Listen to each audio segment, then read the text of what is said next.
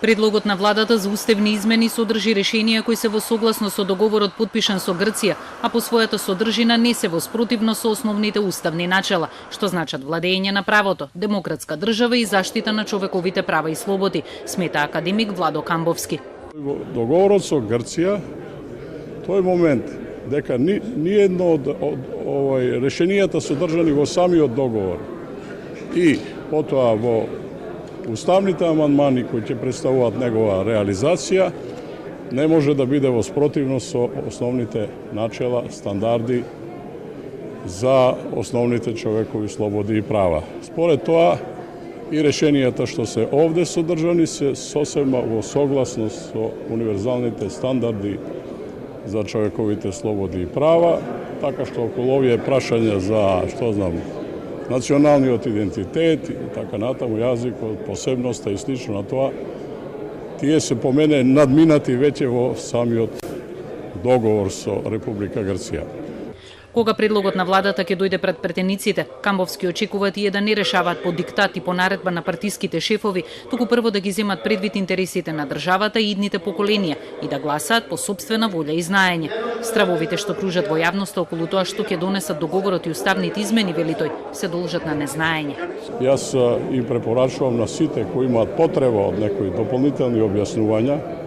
од страна на науката, особено поврзани со договорот, зашто тој е извор за овие уставни промени,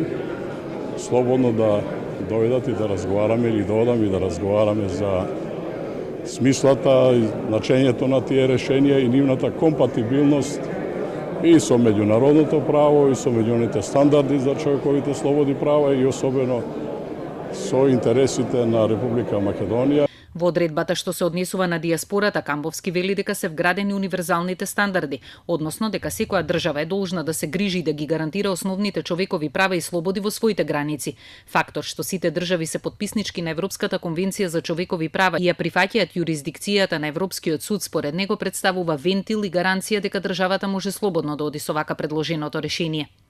Тука државата не може да преземе улога да се грижи во таа мера што таа ќе ги гарантира малцинските права на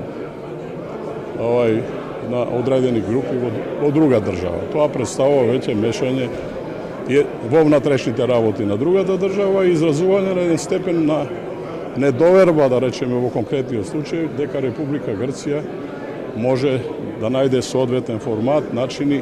како да ги гарантира малцинските права на било кого. Академик Камбовски смета дека предложената промена што се однесува на грижата за дијаспората и македонците во странство е во духот на добрососедството што треба да го развие договорот од Преспа. Па оттаму, вели тој, сите прашања за наша грижа или негрижа имаат поинаква димензија кога се гледаат сите аспекти на процесот.